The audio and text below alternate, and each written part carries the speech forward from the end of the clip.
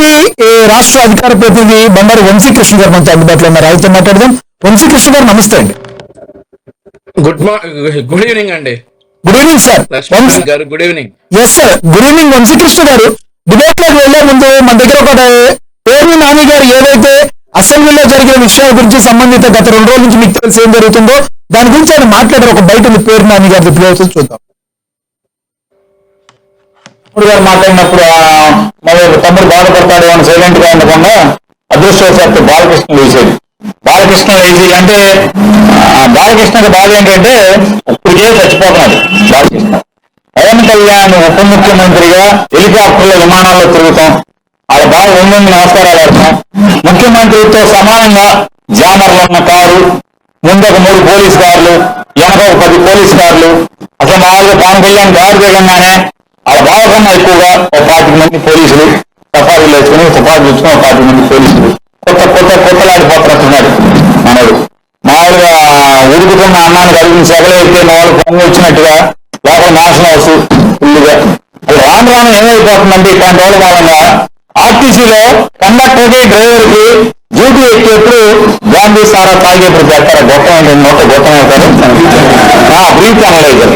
ఆ breath analyser assembly gate కాడ కూడా తలుపు కాడ కూడా పెట్టాల్సిన పరిస్థితి వచ్చేసి రాబోయే ఇక మామూలు ఇట్లాంటి వాళ్ళు ఉంటే ఇక అంతే కదా. ఏమైంది అసెంబ్లీ తలుపు కాడ లోపల తలుపు చేస్తారు మామూలుగా హాల్లోకి లోపలికి వెళ్ళదు. అక్కడ బ్రీత్ అనలైజర్ పెట్టి ఎమ్మెల్యేలను కూడా లోపలికి పంపించాల్సిన పరిస్థితి వచ్చేసింది కదా. తప్ప తాగి తల్లి నెత్తికెత్తి మాట్లాడతారు. సైకో అంటారు. ఎవరు సైకో? బాలకృష్ణ ఎవరు సైకో? ఎందుకు సైకో? పవన్ కళ్యాణ్ హోదాని ఆ వెలుగుని చూసి ఆడలేక సైకో. నువ్వు సైకో. ఎవరికి సైకో? నాకేం సైకో? ఏం చేశారు సైకో? సిగ్గు లేకుండా నేను కలవలేదని చెప్తా. పేరుకేమో బయట ఎలా చూడాలంటారు ఈయన మాట్లాడిన మాటలు? ఎందుకంటే ఈయన మాట్లాడడానికి కోపం రావడానికి గల ప్రధానమైన కారణం సాక్షాత్తు శాసనసభలో బాలకృష్ణ గారు మాట్లాడిన తీరుకి నిరసనగా మాట్లాడారు. ఎలా చూడాలంటారు? సార్ నమస్కారం. పెద్దలు జగన్మోహన్ రెడ్డి గారికి, జాయిన్ అవ్వబోతున్నటువంటి తాతంశెట్టి నాగేంద్ర గారికి, అక్షర సత్యం గారికి, చిట్టిబాబు గారికి అందరికీ కూడా నమస్కారం. సార్ ఒకసారి ఈ పేపర్ చూడండి సార్. కనబడుతుందా? కనబడుతుంది. ఏం రాసింది సార్? చిరు ఎవడని కనబడుతుంది. ఏం పేపర్ సార్ ఇది?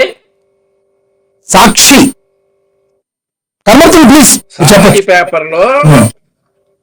సాక్షి పేపర్లో నిన్నటి బ్యానర్ ఐటమ్ చిరు ఎవడు, అసలు బాలకృష్ణ గారు ఇంకోగాడు అనేది జగన్మోహన్ రెడ్డి గారిని. ఎవడు అనేటటువంటి మాట మరి మేమైతే ఎక్కడ వినలా. ఇప్పుడు ఎవరైనా ఇద్దరు కలిసి ఉన్నారు అని అంటే తట్టుకోలేనటువంటి వ్యక్తులు వైఎస్ఆర్ కాంగ్రెస్ పార్టీ నాయకులు, ఆ పార్టీ ఇందాక మన గారి మాటలు విన్నాం.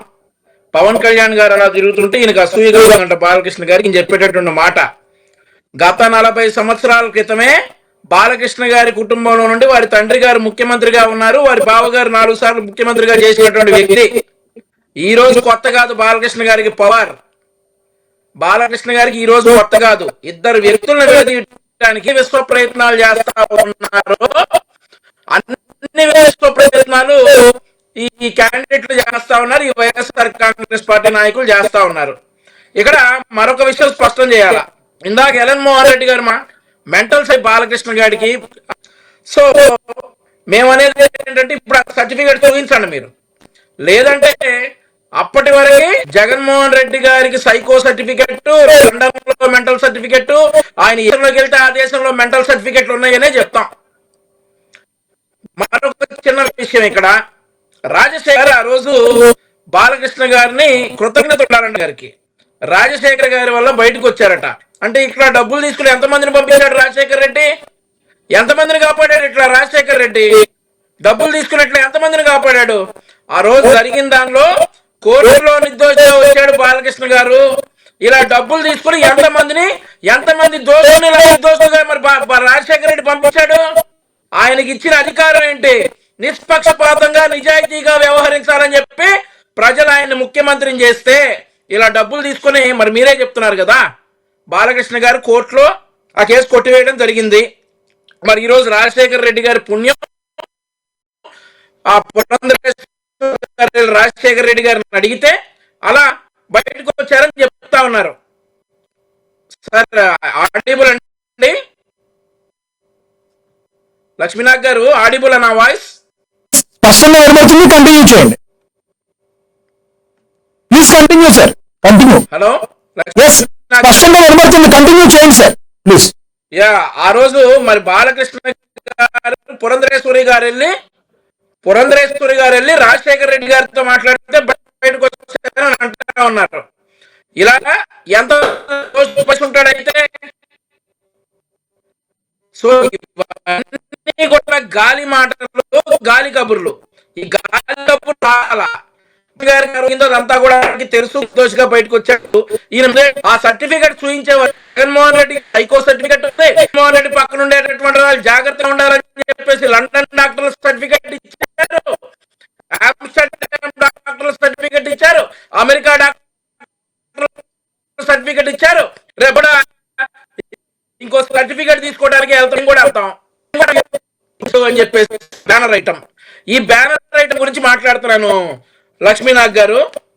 ఆ రోజు జూన్ 4వ తారీఖు తెలుగుదేశం పార్టీ, జనసేన, బీజేపీ తర్వాత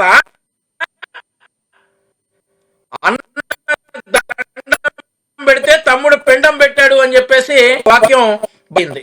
ఆ తర్వాత ఎప్పుడైతే చిరంజీవి గారిని కలిసి వచ్చారో పవన్ కళ్యాణ్ గారు బయటకు వచ్చేసి అన్నా మనకు రావాలి కూడా మీరు వంగి దండాలు పెట్టలేదు, నాకు నచ్చలేదు అని చెప్పేసి పవన్ కళ్యాణ్ గారు చెప్పిన మాటలు బాలకృష్ణ గారు కూడా సభలో చెప్పినటువంటి సందర్భం.